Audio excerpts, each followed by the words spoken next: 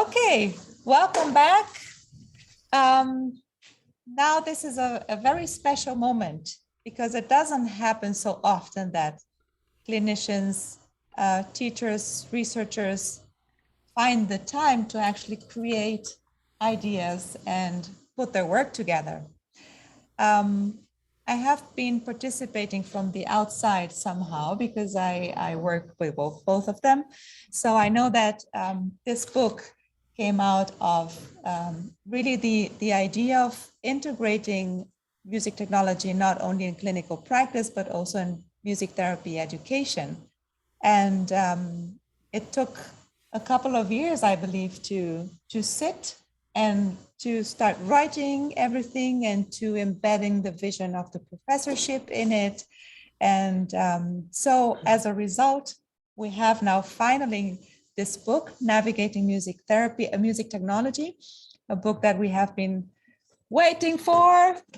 And we're super proud to have this product from our music therapy team and also with some collaboration from Dr. Michael Viega, who is joining us from New York. We're very happy to have you, Michael, this morning. Thank you for being here. And I'd like to give the word to Michael because he will be asking some questions to guide us through this book presentation. And oh, yes, welcome all and enjoy. Good morning, Michael, in New York. Good morning, everybody. Let's see. Good morning, everybody. It is 5:50 a.m. New York time. We're here today with the authors of Navigating Music Technology to discuss the role of music technology and music therapy. I hope you all have had your coffee and stretched, and let's get it on. It's good to see you all. We need some morning music, and just to show that coming to you from New York all the way to the Netherlands, that we have technology that is working, and that is a unique experience. and I'm sure we'll get into all of that in terms of the role of technology and in the clinical practice space. But thank you so much for this book. It is going to be a real game changer in terms of how and what I use to teach music technology in the classroom. Not only is the content great, but also easily accessible information with a very, very easily accessible text to carry around and to hold and to use and to mark up and everything that you would want to use in a textbook. So number one, congratulations for all your work, and it's well-deserved accomplishment here. So congratulations. Thanks. And when we first met sometime, probably maybe 5 years ago, 6 years ago, when I came to visit and we first met together, I know that a lot of this was starting, a lot of the ideas in here had already started to form, and you had already begun this journey. And in 2020, there was a systematic review of the literature that you presented in Music and Medicine, which was a really, really helpful article. And this seems to be certainly a summary, a kind of conclusion of many, many years of work. So just to start this morning, how did the authors, all three of you, but how did you two come to form to embark on this journey? I think that's the journey started with you. Well, yes. Well, thank you, Michael, for introducing us so kindly. And yes, actually, it did start with many years ago with an initial thought about. Well, at that moment, I was doing my master research. I wanted to dive into a subject, and instead of choosing something I was familiar with, I decided to dive into the world of technology because I didn't know anything about it. And I was thinking, as a music therapist, working in the clinical field, it might be very helpful to know how to work with technology. And since I didn't know how to work with it, I thought this might be an interesting journey to start from scratch and figure out what you need as a music therapist in order to be properly prepared to work with this technology with your clinical in the clinical field, but also which was a challenge to think about how can we prepare future generations of music therapists to work with this.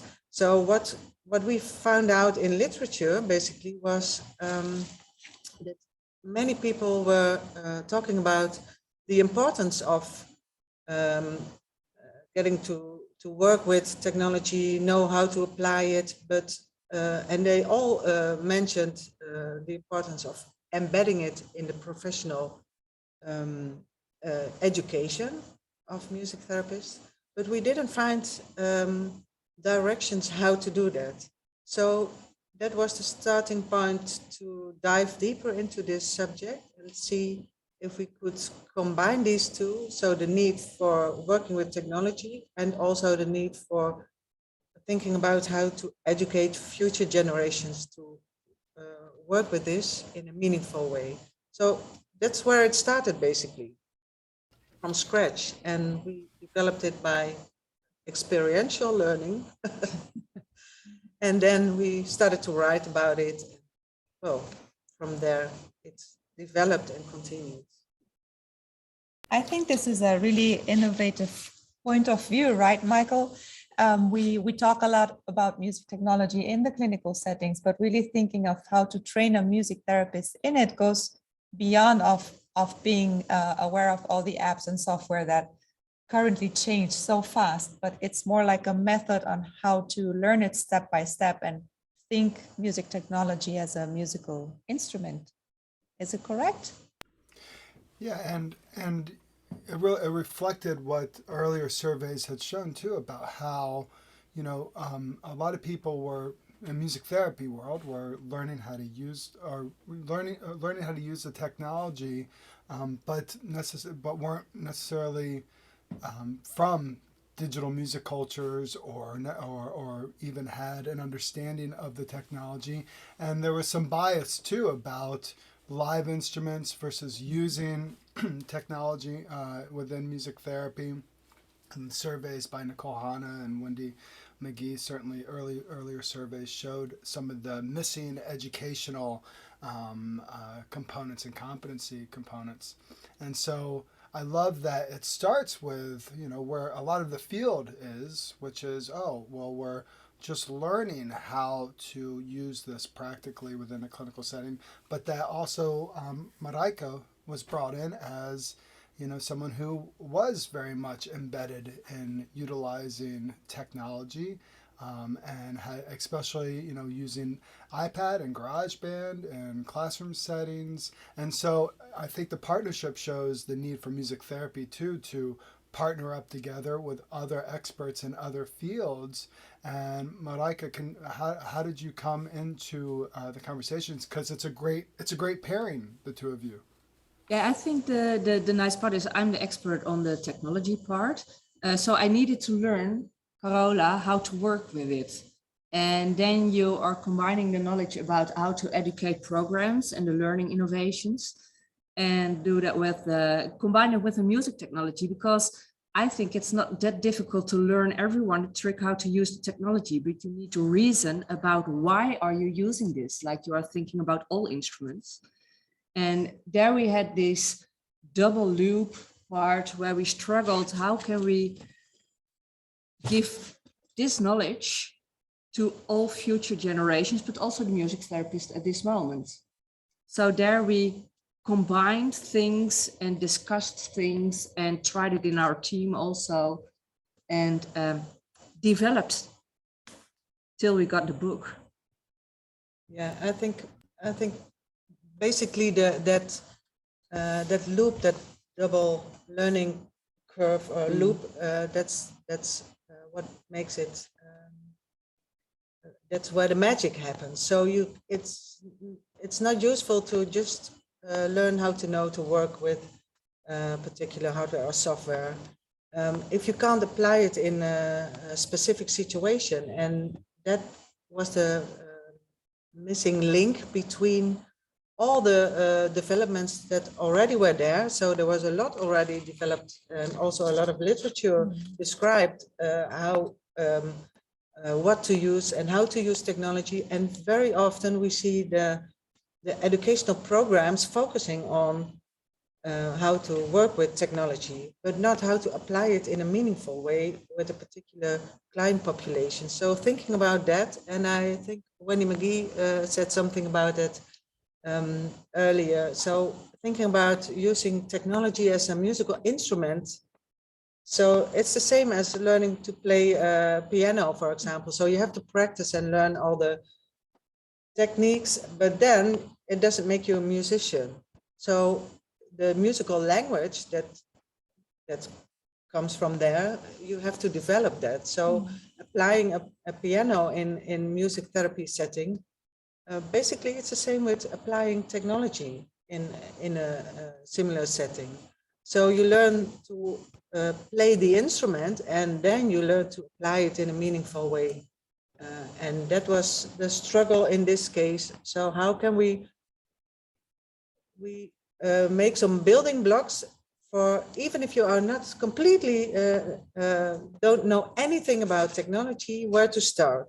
Because we have music therapists in the field, maybe the oldest generation, I'm not sure, but who might not be that familiar with working with technology. So we had to, I took myself as an example. I didn't know anything about it, so I had to start from scratch.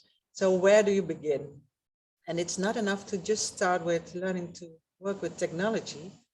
Yes, you need that first, but then you have to make the next step. And that was an important step for us to combine this.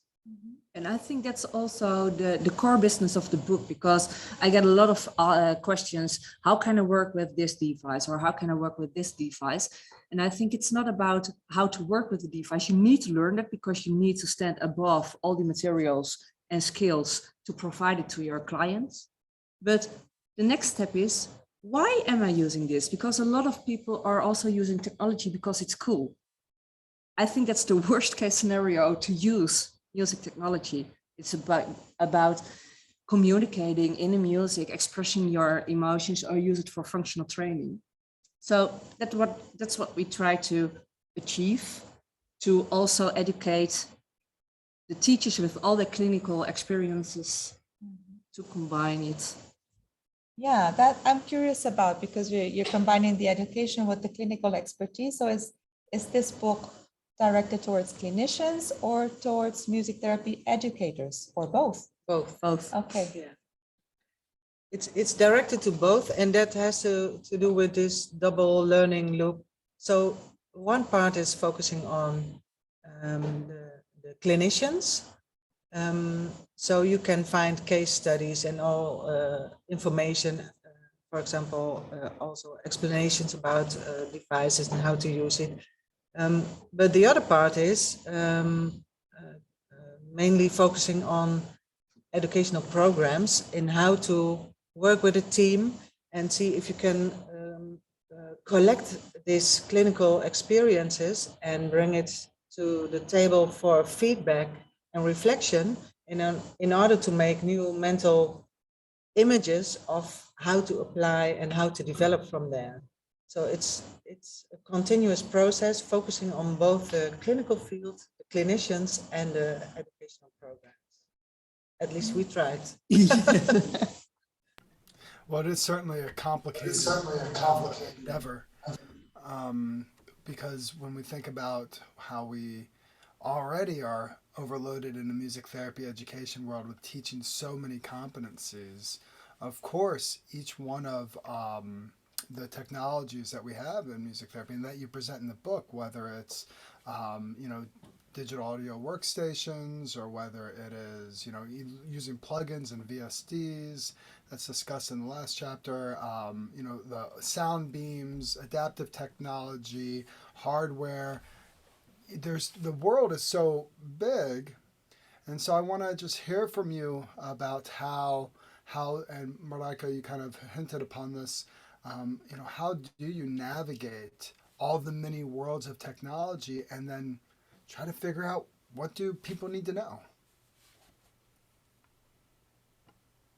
Well, I think my best reference is always my client population. I work with children with physical and multiple disability. And when I see another child with another issue coming in, I'm trying to find things which would cover their goals to achieve in the therapeutic setting. So like the Cosmo, we were working with that. And then I found out that, well, if I'm turn taking and I keep my hand above that device and just push it, it's not turn taking. So my goal for turn taking is totally gone. So we need to connect to the developer, and we did. And we were working a lot together now because it was not very useful in a clinical setting, but we changed it, and now we've got data tracking behind it, etc. So we can see the response times, we can assign different times. That's how we can work. So it's completely fixed to specific settings, and now you can just make it broader than go to the elderly and work together. So that's I'm always surfing around the internet to find new technologies. What's there? I've got beautiful students who are also searching the internet now, and we are just trying some new things. Is this useful in a clinical setting or not? If not, get it aside. If yes, talk about it, find out where can we change things, and then we are combining it again in our curriculum and trying to teach the teachers to use it in approaches or in Music improvisations, lessons. lessons, whatever. So did I understand well, you try the technology on here with the students and you contact the developers of the technology, say, hey, we're a music therapy program, and how does it go then, the loop with the developers? That's interesting. I'm mailing them the issues about their device, and then I most of the time get happy feedback. What do you mean? And then we are connecting and playing with it. And well, it works. I don't know how the looping is working, but it works. So that works for me. So they're interested in therapeutic use of technology as well, and they have made changes due to your feedback that you, nice. Yes, and also the feedback from our students. I think that's the interesting part where we combine things again. But that's always the issue. This is all about the technology, but now we need to find which technology to use, but then the clinical reasoning behind it, and you've got that beautiful clinical reasoning model. Yeah, I think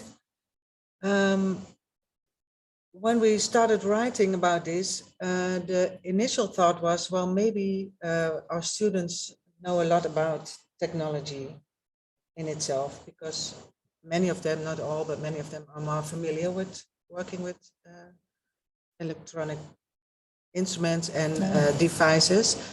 And when you have them, but they lack the clinical experience. So if you just bring in the clinical experience itself, that's not enough. So there has to be a combination of these two intertwined into the learning process somewhere.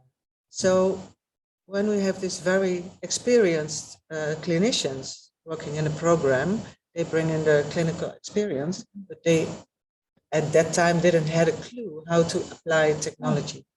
So both of the groups are learning. So it's a professional learning community that was elaborated with the developers of the technology.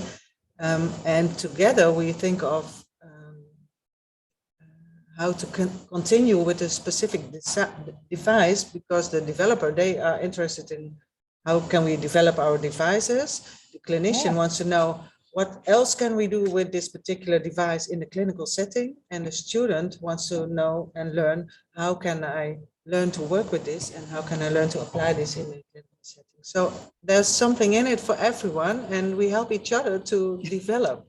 Basically, that's the idea behind. And in the book are some exercises how to start with that, and to keep thinking about this community.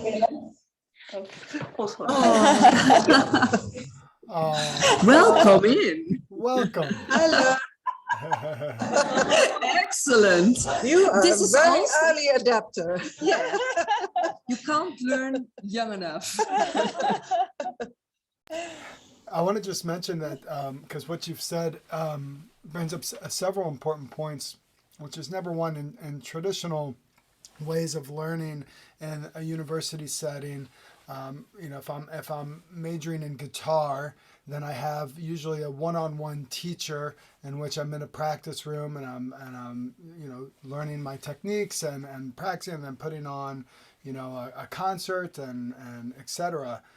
Whereas here and using technology, a whole different approach, the way we even envision how to approach the work. You're bringing up that it takes community, it takes collaboration with multiple people. You have the lessons. We could find, as you said, Marijke, we could find a ton of videos on YouTube on how to use the gear. So with YouTube, with technology being its own self-sustaining learning system, it has us as educators rethinking about how to even approach teaching and the bridge between practical use and learning the competencies of the gear itself is forcing us to rethink how to even approach it, especially in a university setting that has kind of been so situated in a model of learning that is more one-on-one instead of very collaborative. I want to ask about we talked a little bit about the history of music technology, but it seems to me that even in the past 2 years with the pandemic, that we've all had to kind of transition into being understanding of some of the basics of digital technology. So more people now, I think, than ever understand what an interface is or what a USB mic is, and what the quality of those are and what do I need. And, the pandemic's really forced us to kind of to learn some of this, even for people who never had to learn some of that. So I was just wondering, what did you see in terms of producing this book during COVID-19 and the pandemic, and how you saw that quickly change from your perspective, because it really is an interesting time in our history for this book to come out. Well, the interesting part, Mike, is that when we look at technology, I know the technology like the computers, etc., that's for me just technology, ICT. But we are really talking about the music technology, how to use the technology as a musical instrument and play as a musician with the device, on the device. So I got a lot of questions about tele and e-health. And yes, you can use your DAW and you can share screens, you can work with that. And that's interesting. I think it made a real big move. People see, oh, technology can work, but that's the computer part. For the music technology itself, we reckoned when we did some schooling for other music therapists a few weeks ago, and we just used GarageBand on the iPad because you can touch it, you can play with it. It's totally different than playing it on your MacBook. And it was like I saw music therapists with eyes getting bigger and bigger. Oh, let's see what I can do with this, with my client. And I see this and I see that. That's what we are talking about. It's the use in the clinical setting for the specific client to achieve a goal and play with music and being, if you're talking about the roles of a music therapist, it's more like you're becoming more like a coach. Mm-hmm. In assisting the client to work themselves with these devices. I think that's what it is for us. And with tele e-health, you can use the recordings, etc., the pre-recorded ones, useful. But I think that's another step we need to take to develop fine-tuning, probably with VR, augmented intelligence. Let's see what the future brings. Yeah, absolutely. And, again, taking a team of people with expertise across various fields to solve those complex problems within, health. And that, you see music therapists at the forefront of, issues that come up in terms of being able to use clinical technology. You may want to use a new adaptive, I see a person who is, stemming on something within their environment. How can I turn that stem into some kind of musical output? So something like Makey Makey and adaptive technology is out there to solve those problems. But certainly we have music therapists now who are creating apps just specifically for certain healthcare use. So the collaborations in the future are very exciting. I was wondering, oh, keep going. No, you're going to add to it? No, go, Mike. How have you currently started using the material for the text in the classroom? And how would you, and if so, where do you feel like we should start in terms of using the text in the classroom? Where is the entry point here to help people move into the tunnel of technology, because the world is so big? So when you have an intro classroom, Carola, how would you suggest, starting with the book, where people's entry point should be? Yeah, well, in the classroom, I would suggest it depends on whether you are teaching the subject or you are the student. And of course, both are students because we are collaboratively learning. But I would say there are a lot of exercises everywhere in the book to keep you thinking about the role of technology and where to start. So as a teacher, I would start from the beginning, reading it and finding your own way of bringing meaningful examples to the class environment to learn as case studies, or so you start collecting a database of case studies that can be used for learning activities with your students. And on the other level, so that's your personal learning process as a teacher. In classroom, I would start with one of the case studies and see if you can define and determine what is needed here. What are the specific needs of the client?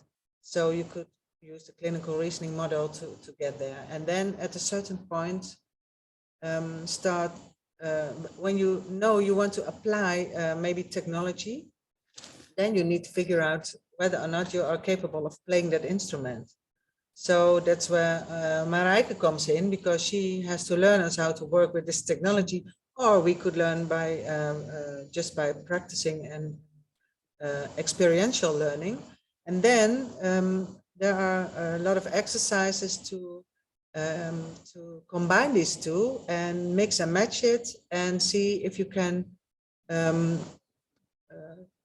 learn by experiencing in different situations. So when you learn to play the instrument, you learn to play it in a specific case study, but what if there is a change in the case study? So maybe there's a change of the goals you're aiming at, or maybe there's a different client population you need to work with. So it's not about the technology, it's about what is needed in a particular situation. And that's why we always advise in this learning process to start with the case study itself.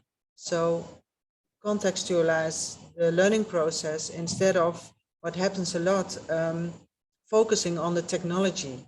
So focusing on technology in itself is interesting, but not maybe not that useful in developing as a music therapist, because you need to know where to apply and how to apply it. So the why is the big question. And in the learning process with the students, you can start with practicing technology and then apply it in a case study. In the learning process for the teachers and for the faculty, for the team, you bring your teaching case studies back into the team and we discuss it and we give each other feedback on how we work with the students, and then we can build our knowledge about the educational part and develop that too. And then we are in this community learning environment. Yeah. And well, I see here in the book, this is like marked the chapters and different parts. I think that you were talking about one I just saw about case-based learning. So what does the book include? What are the chapters about? Maybe you could tell a little bit like the structure of the book. But the structure of the book is like an introduction first. And that's what this navigation is about, navigating music technology also through the book. And in the beginning, you see some kind of background of the use of music technology from history till now. And then we get the combination to the learning the professional community, how to teach and educate, with several examples. And then you have a small chapter about tele-e-health, because yes, Mike, we did thought this should be in this book now, because this is such a big thing at this moment. And at the end, you see the practical part. And it's nice, Wendy says in the beginning, also in the foreword, Wendy McGee, don't just move to the last chapter and just try out all the technology parts, because that's fun to do. But it's all about the knowledge before to combine both things. And I think that's a nice thing you talked about mix and match. And I love to educate and teach the students how to work with the device, but then give the challenging part with combinations of an approach and a goal and a target problem. And then there are sometimes combinations which are just cannot be combined, but they learn to think out of the box. Is there any way we can find a way to let this technology be useful in a clinical setting? And then sometimes you just say, okay, this is not the right device for this, and maybe we should try another one. And that's what we try to learn. And then it goes to the different other. Yeah, I think maybe that's also on your question, Michael, thinking about whether or not the technology as an instrument should be used in an adaptive way or in a functional way. So if you want to train something, you might use the technology differently than when you want to facilitate your client as a musician in an adaptive way. So that's also a perspective that you have to take in consideration if you use technology. And sometimes we get lost in applying technology for technology's sake, instead of knowing to think about, is it an adaptive way of proceeding with the client's needs, which could be, I want to be a musician, or is it functional needs? We need to train and retrain, and we use specific technology that is the most functional to achieve that. So thinking about the context, the client's needs, the specific therapeutic goals, and then think about how to apply, or first, do you need to apply technology? That's the first question, of course.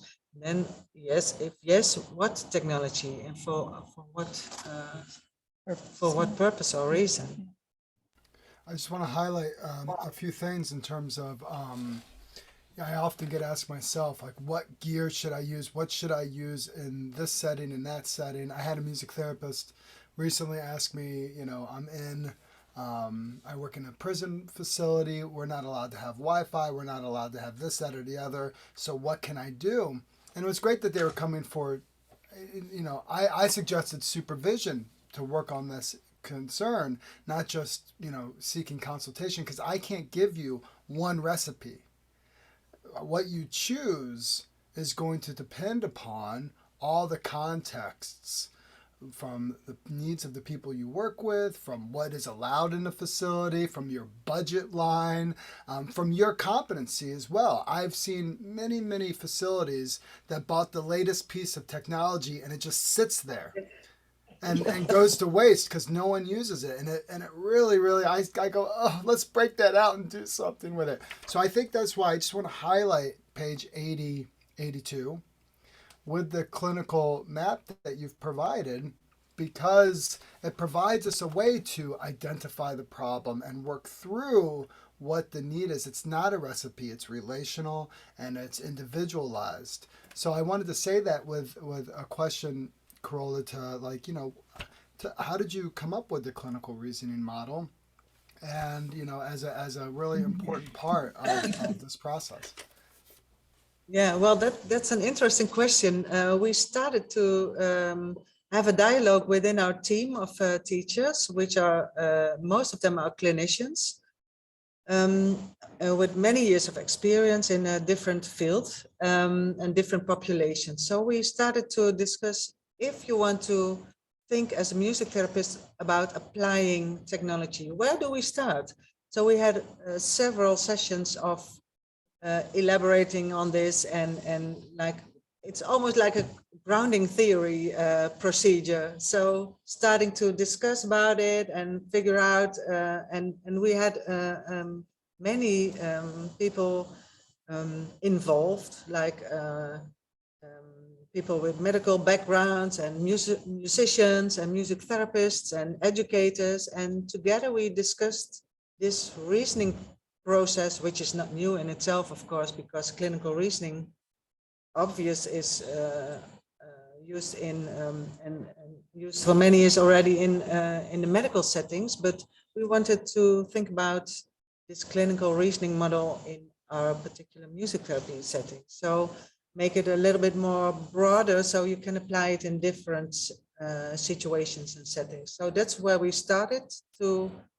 think along and discuss it with a team of different experts. So we had several expert meetings and focus groups, and from there we continued in describing this reasoning process.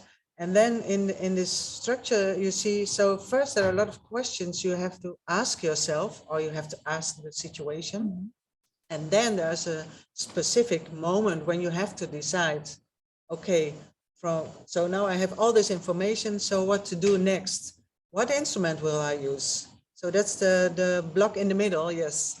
And then in the red part, that's how you apply it. So, and there are exercises in the book that come with the blue part, so the thinking process, and exercises that come with the red part. So how to apply. For example, this mix and match game, there's a little game into it, has questions. It's thinking about, okay, what is the reason about when do I apply something, and then practice with it and organize a meaningful exercise which you can use in a classroom to learn to work with the technology in a case study. Yeah, thank you. And I think you can see you can see that part too, because this is the blue part, and here we go to the red part. Yeah. So that's also the navigation part in the book. It's like the blue pill, the red pill in Matrix. Yeah, that's it. Actually, Marijke, I wanted to ask you about the red part because, I feel like in terms of music technology in the clinical space, very rarely if I'm improvising with live instruments, acoustic instruments, very rarely while improvising do I have to actually maybe tune the guitar, or if I break a string, but very rarely do I have to actually solve a problem with the instrument itself while the music's happening. And I can't really detach. If I have to fix a problem on my guitar, well, the sound of that guitar stops. So I have to detach from the music, solve the problem, come back to the music. Whereas in using digital music technology, the music can be happening and I could solve a problem while simultaneously still experiencing the music. And there are multiple of problem solving. So I feel like this, the kind of the problem solving part of the process, people maybe find very frustrating, but it is part of the process to get to, you know, the music experience. Part of the music experience in digital technology is actually solving problems. And then when it clicks, you go, whoa, that fits, you know, however that worked. How did that do that? And I feel like that experience of like problem solving and then that gratification of it coming together is so important, and that the red section really kind of speaks to that. And I was wondering if you could speak to that experience a little bit more in music technology. Yeah, I think you can use music technology to play yourself in the moment, like you're playing the piano or the guitar, the drums or whatever. I think one of the big pros for using technology is also you can create a grounding which is moving on, and then you can play and have the total attention of you focused on your client and working with them in the moment, instead of you're sometimes still trying, as experienced as you are, you need to sometimes watch at your keys because you're playing and then you're totally gone in your orientation and you need to just watch again. And in the grounding, you can just set it up with the client, or it depends on the goal of the session, and then just put it on, play with it. And yesterday we had a project week final. You were part of that too. And I heard all kind of nice groundings they created. And I thought, oh yes, next step is to mix in the moment, also to make variations in the music and just get it out of the clients to play with variations too and make it more vivid. So I thought, well, that's the next step. So now students, you know, but that's the fun part, I think, also of using technology. And yes, I often call my my course problem solving because that's technology, and you need to find fast solutions for the problem, because technology is also, you can get lost in it. A lot of people who wrote about technology talked about that, and I think you need to find fast solutions to move on, because for the client. And so if I, who am absolutely not experienced in music technology, I have no idea, and I would like to start navigating my own experience. I'm not even thinking about clients, but okay, I want to learn to navigate technology. Where should I start? Do I need a special device, or what would you recommend where to start? Well, I see here students smile. I always start with the iPad and GarageBand, because if you just read the book, you will see there's a layering in there. And if you know it, the vocabulary specifically for technology, then you can just address it to other devices. And that it's not that difficult, I think. Some might find it difficult, but that's why you need the expert. But you also need to just play and fool around and just make mistakes. Exactly. So where to start playing, where to start navigating. Yes, and use iPads. It's not because of I am a big fan of Apple, but the quality of the sound is good and it's very intuitive. So start there, because we are musicians and we need that auditive feedback. And it should be of good quality. And there are a lot of, for the multicultural parts, there are so many apps with instruments from all over the world. So now with all those refugees and all those community projects, you can also use that, combine, play with it, learn to play with it and be open. Well, maybe navigating. Oh, sorry. Oh, no, sorry, Carola, go for it. Navigating. I was thinking about navigating because I didn't know anything about technology myself. So I asked myself the question, where shall I start? And I started to read about technology because I was thinking, what is technology? What is hardware? What is software? And what's going on in the world of music therapy and in the world of technology? So I just started reading, and try to organize it in a more conceptual way to see what's out there. And then I got interested, and then I was thinking, okay, so now I just start using, like you find a new instrument, like let's stick with the piano. So I see piano, and what will I do? I just press a button and see what happens.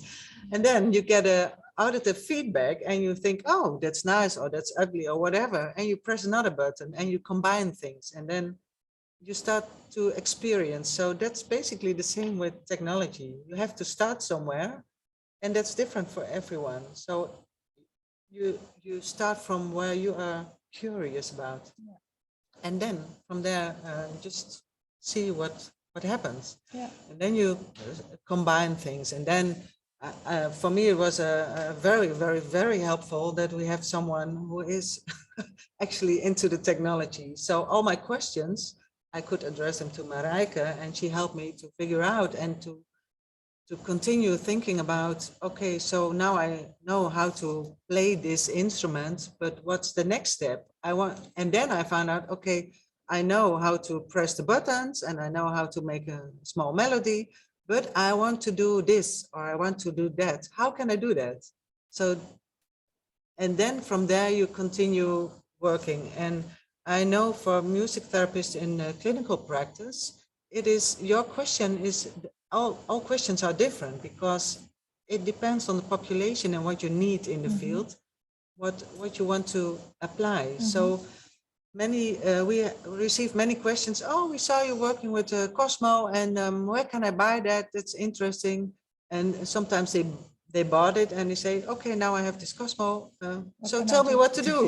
Yeah, I don't know. You are in that situation. So you need to think about why you want to use this instrument. Yeah. So what is the goal you want to use it for? Is it because you want to enable everyone to play and be musically involved with you? Or is it for a functional matter? Or why would you use any instrument? And then how do I use this instrument?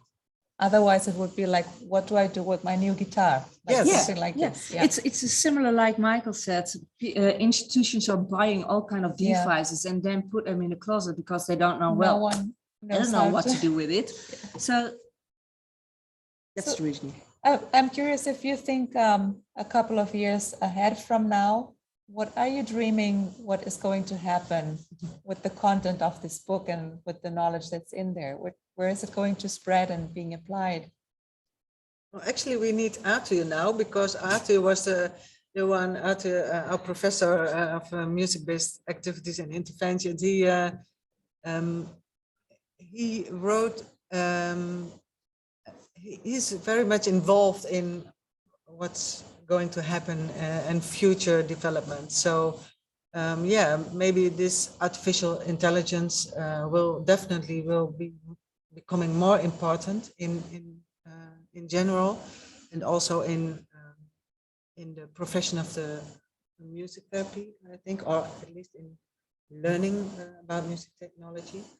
And I know Arthur, I don't know if he's online with us, I don't think so, but he wrote about it in the book also. And I think also what we thought of was, we think this should not only be from the Western world part, but this should also be available for all clients, wherever you live on this planet. Learn to work with this technology so we can all give to our clients everywhere in the world this kind of assistance to help them develop further and more. Yes, I hope to be able to seeing you providing some courses online or wherever to make it accessible to other countries as well. So I'm looking forward to that. Michael, do you have other questions? We have questions coming in on Zoom. I thought it's good to give people the chance to ask questions as well. Yeah, and first Gia says, nice book, look forward to receiving it in the mail. And Moose asks, what do you think about creating music technology majors at ArtEZ with their major instrument? during training, you will learn the basic of playing common instruments, and you will specialize in a digital audio workstation plus music technology instruments. So I think the question is around, and Moose, you can help me out with the question, but what do you think about creating music technology majors at ArtEZ, with technology being their major instrument? Yeah, like is your hoofvak instrument, so your main instrument you focus on? Nice one. Yeah, I think it already is kind of existing, as you can have a music producing or something as your major. But it's an interesting perspective to develop that maybe even more. If we think of approaching music technology as an instrument amongst others, that's very obvious, then that should be approached like that. So, but I think it's also interesting to find it in the range of instruments. So it's just another instrument, like Wendy McGee already mentioned many years ago. It's just another instrument in a range of instruments. So approaching it in that way, that's interesting also, and I think it should be in the backpack of every music therapist. Yeah. Clinical working, or maybe every music therapist should have it in their backpack, at least to know a little bit on how to use it. Yeah, or in their music therapy rooms next to the guitars and piano and djembes and everything, you have the iPad. Yes, and sure. Yeah, it's already there. I think it's already there, but yeah, maybe for the younger generations that's more natural, and for the older ones that's not so natural. So it's good to know where to start. Yes. Yeah. We see Other questions? Well, I just want to, because we do see places like Berklee College of Music where the computer now is listed as an instrument within their catalog of what you can come in and audition with. So I often think about myself being at Montclair State University. If I have a student coming in who is an amazing DJ and they want to audition on that instrument, and they would be amazing to work with in various settings, or their expertise is a digital audio workstation and they are an amazing music producer. But yet, if the university doesn't have that track for them to take applied lessons and to incorporate it in there, then we're missing out, and it could be part of the missing cultural responsiveness that we have in terms of at universities that might not offer those tracks in terms of applied lessons. And so there's still a lot of work to be done to bring in folks within our training that where their musicianship lies within these core aspects of technology. I don't know how to answer that question, but if you want to take a, I mean, how do you? Oh, thank you. Thank you. Benjamin says, by the way, it could be helpful to build a network with producers, sound engineers to learn from and collaborate with in practice, and completely agree. That's the idea. Yeah, it's the idea. Yeah, absolutely. We've taught. Oh, sorry. So no, I was thinking there is a tech lab in development here in the building. What is going to happen there, and is this going to be integrated there?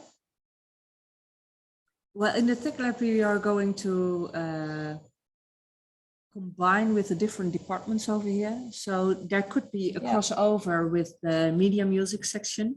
And that would be very interesting because sometimes they are so good in creating some soundscapes or whatever, and we can learn from that, but we can look by a clinical way. We need this specifically.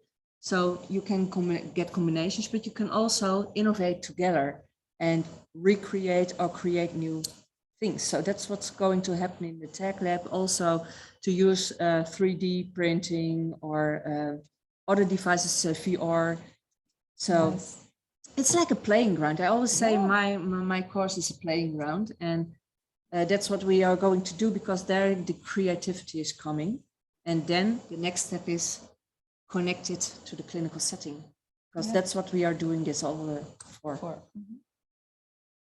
Yes. I think you all mentioned, you know, with questions earlier, just, you know, we don't work music, we play music, and I think play is so important, especially in here, in music technology, just to dive in and find the app that you can play with, and you find, you know, usefulness when you're on the train and you just want to make a quick beat or something that's easy for you to just immerse yourself in and play. That's the starting point, to let go and just immerse yourself in the sound.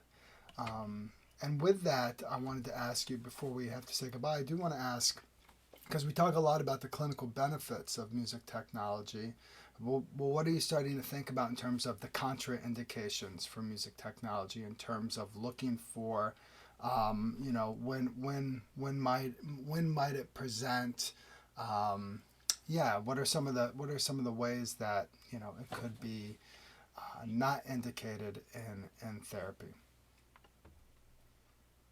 Have you considered? Yeah.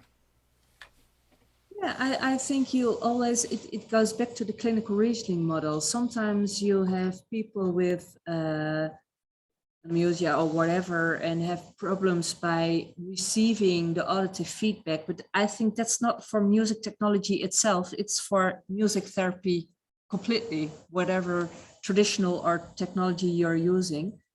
So I don't see a difference. I see a difference when the music therapist is not able to be a musician on a device. Then I see a contraindication for that, because then it can be that you are the obstacle for your client to develop further. And that's not what we are therapists for.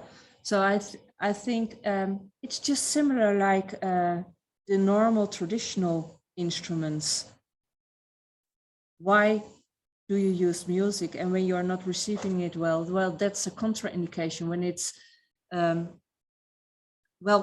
contraindications for music therapy, there are not that many, but sometimes there is. Yes, I can also imagine, Michael, that it is depending on the individual situation, because sometimes it might be too much distracting, for example, to use a specific device, because someone gets lost into the technology part instead of the contact. And that's one of the worries why basically we found that in literature also, why many music therapists were resistant resistant about applying technology, because they were thinking, well, it might be interfering with the therapeutic contact I have with the client. So in case it is interfering with that, then you have to rethink, am I using the right instrument? And also, am I using it in the right way? So it's not about contraindication in general, but more in a particular situation. And that's similar in whatever instrument you use. You always try to facilitate the needs of the client, and you always try to facilitate the contact you want and the communication you want or you need in this therapeutic alliance with your client or clients groups. So I think that's a conscious awareness of what you do as a professional. So it's not about the technology. It's about being together with other people using technology to reach out for specific goals. I could speak with you both all day, so I know that someone's got to stop me. And and I don't want to stop, but I see that I think we're towards the end of time. So I mean, are there any, you know, anything that we didn't talk about that you just want to mention before we have to say goodbye? Well, I want to thank at least some people. First of all, I want to thank my dear colleagues, Marijke and ArtEZ, with whom we made this beautiful journey, which was actually quite a journey. For me, it was quite a journey, diving into something completely unknown. And it was a struggle every now and then, but it was worthwhile. So still learning. I'm just in the beginning of this learning process. And also we want to thank ArtEZ Press for helping us with this book. And yes, ArtEZ Press is the publisher. Thank you, the publisher. And also there are some beautiful photos in the book made by Lily. I know she is online, so thank you very much for all the photos, and of course the design from Michiel Tepella. He made this beautiful design. We got a lot of questions about this. So did you send me the wrong book, because it is not looking like a usual book cover? Well, it was by purpose we did it. So that's good. It's challenging. So yes, many people were involved, and I also want to thank Wendy McGee for writing the foreword, and Michael, of course, and Alex for writing the epilogue, and that's also the circle we want to make sure that it continues from here. So this is just the beginning, and just we wanted to get into the world to keep on thinking about and developing how in our profession, beautiful profession as music therapists, we can use technology. So thank you all, everyone who added, and also the students for being the ones we could practice our new ideas on. So thank you for being there. Providing feedback. Providing feedback. So thanks a lot. And thank you, Michael, for interviewing us, which was also really nice. Thank you very much. Well, Thank you all. everybody.